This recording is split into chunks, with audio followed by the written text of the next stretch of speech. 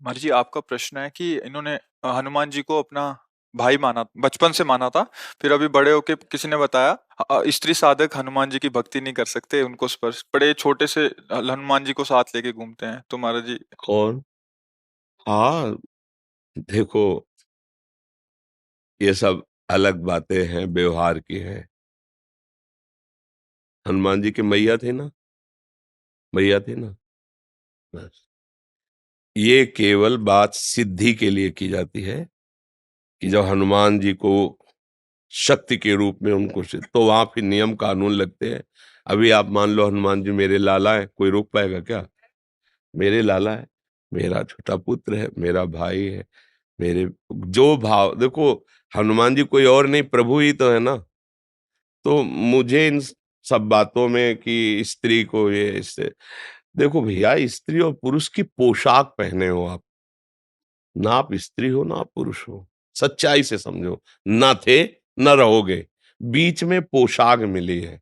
सरकारी पोशाक नहीं बदलती, आपको ड्यूटी जाना है तो आपकी पोशाक ये है। आप हो भारत के, फौज में हो, लेकिन अलग अलग है। वायुयान, जल, नेवी, थल, आर्मी, अलग अलग पोशाक, पुलिस की अलग, सबकी अलग। पर है सब कौन? भारतीय है ना। है हम सब कौन? भगवदंश हैं। ये पोशाक मिली, हम आराधना भगवान की कर सकते हैं। देखो समझो, ना कोई स्त्री है ना कोई पुरुष है, हम सब भगवान के अंश हैं। और अंश एक जैसे हैं, उसमें छोटा बड़ा गंदा पवित्र ये सब नहीं है, समान अंश है। भगवान सम है ना, तो उनका अंश भी सम। एक श्लोक आता है उपनिषदों में, पूर्णमदः पूर्णमिदं पूर्णात् पूर्णमुदच्यते पूर्णस्य पूर्णमादाय पूर्णमेवावशिष्यते। उस पूर्ण परमात्मा से अगर अंश निकाला जाए तो क्या बचेगा? पूर्ण। वो पूर्ण ही अंश होता है। तो हम सब परमात्मा अंश हैं। अगर हनुमान जी से ऐसी प्रीति है, प्रीति और सिद्धि में अंतर होता है, ध्यान रखना। जैसे जगदम्बा है, हमारी अम्मा है, अम्मा, अब कौन सा नियम लागू होगा? और आद्या शक्ति भगवती जगदम्बा इनको वश में पुरखा पानी पा जाएंगे। नियम कानून से चलो, नहीं तो नष्ट हो जाओगे। समझ गए? अम्मा, तो अम्मा की गोद में बालक जैसे मलमूत्र, तो अम्मा कोई दंड देते हैं क्या? कुपुत्र जायत क्वचिदपि कुमाता न भवति। ऐसे ही हमारे सब प्रभु की से देखो, बाल ब्रह्मचारी हनुमान जी, अंजनी के लिए क्या है? पुत्र ही तो है ना। अंजनी के पास जब जाएंगे तो अंजनी क्या करेंगे? लाला, दुलार करेंगे ना।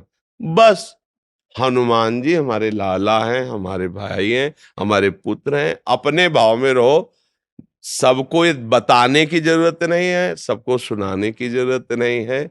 महान भक्त हैं हमारे सामने। हनुमान जी जैसा कोई भक्त नहीं, भगवान का सेवक नहीं। और उनको हम इस भाव से बज रहे हैं, भला कहीं अमंगल हो सकता है? नहीं। नियम कानून लगते हैं पदवी पर। हम उनसे कोई चाह नहीं कर रहे कि आप हमारे अधीन हो, जब मैं बोलूं वो हो जाए। हनुमान जी की जैसे सिद्धियां ग्रहण करना, दैवी शक्तियों को अधीन करना, बोले दुर्गा देवी इनको सिद्ध है, कात्यायनी इनको सिद्ध है, वो एक अलग क्षेत्र हो गया और ये अलग क्षेत्र हो गया।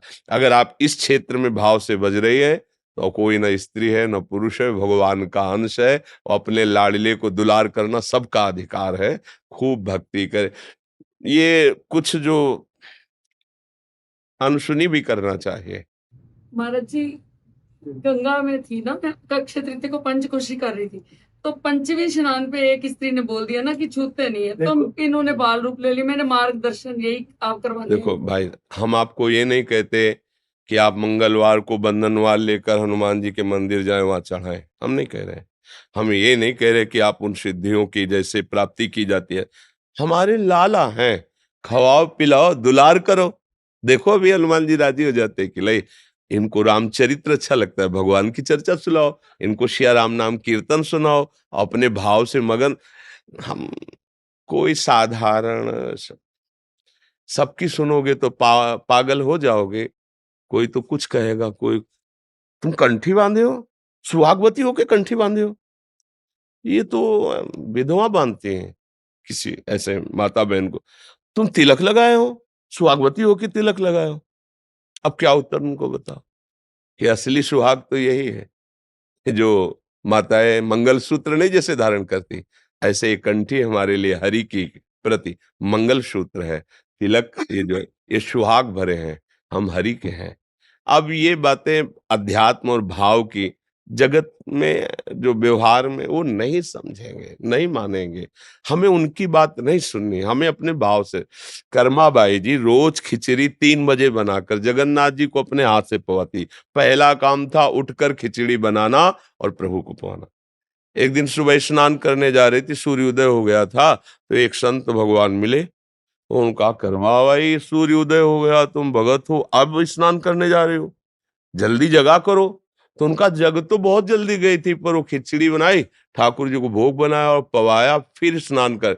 अरे कितना बड़ा अपराध कर रहे हो तुम, ठाकुर जी को बिना स्नान किए भोग बना, ये तो घोर अपराध है। अच्छा महाराज, पहले स्नान फिर तिलक फिर ऐसा जो नियम है।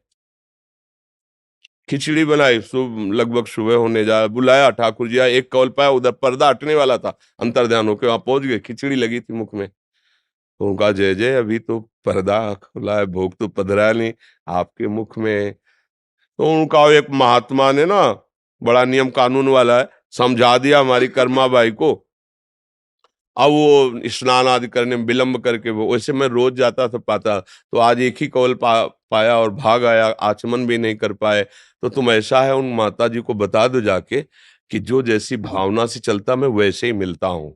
ये था माम प्रपद्यन्ते तासते हुए, वो संत जी अपनी भावना से नियम से चले, उनसे कह दो सुबह जैसे करती थी वैसे करके मुझे भोग लगाए। समझ रहे हो ना, अपने प्रभु हैं, अपने लाडले हैं, हमको इस जन्म में भगवत प्राप्ति करनी है। भक्त का चरण आश्रय लेकर भगवान का चरण आश्रय, ये दो ही प्रकार हैं जिनसे भगवान की प्राप्ति होती है। तो आप चाहे प्रभु मान लो, चाहे महान भक्त मान लो, चाहे उनको अपना पुत्र मान लो। जब भगवान को पुत्र माना तो देखो अखिल लोकों का पिता नंद भवन में घुटने के बल चल रहा है नहीं? अयोध्या नरेश महाराज चक्रवर्ती सम्राट दशरथ जी के आंगन में रुंझुन रुंझुन करते हुए डोला, कौन? अखिल लोकों का माता पिता स्वयं वो है। तो हमें लगता है कि यदि हमारी आसक्ति है और हम भावपूर्वक कर रहे हैं, तो हम किसी ब्रह्मचारी की सेवा नहीं कर रहे, किसी सिद्धि प्राप्ति के लिए नहीं कर रहे, हम अपने पुत्र की कर रहे हैं, हम अपने प्रभु की कर रहे हैं, हम अपने लाडिले की कर रहे हैं। कहीं कुछ बिगड़ने वाला नहीं, भाव से करो। ये शरीर वास्तविक नहीं है, उपासना वास्तविक है। ये आज है, कल नहीं रहेगा। आप अपने अंदर भाव हटाओ, मैं स्त्री हूं, मैं पुरुष हूं, अभी शुद्ध अध्यात्म जागृत। पर ये साधारण बातें नहीं हैं, तो साधारण लोगों की बातें सुनोगे तो फिर यही सब बातें आएगी। अपने को उपासना करनी, आप भाव से रहो। जहां हनुमान जी वहां सियाराम जी है, क्योंकि बिना हनुमान जी सियाराम के रह नहीं सकते। तो जब भोग लगाओ तो वही भाव करो, सियाराम जी विराजमान। अच्छा मान लो कोई कह रहा है हनुमान जी को स्त्री की सेवा नहीं करनी चाहिए, तो सियाराम जी की करनी चाहिए? हाँ करनी चाहिए। तो हनुमान जी कहाँ बैठे हैं? उनके चरणों में बैठे हैं ना, है ना? भोग लगेगा तो हनुमान जी को हटा दोगे क्या?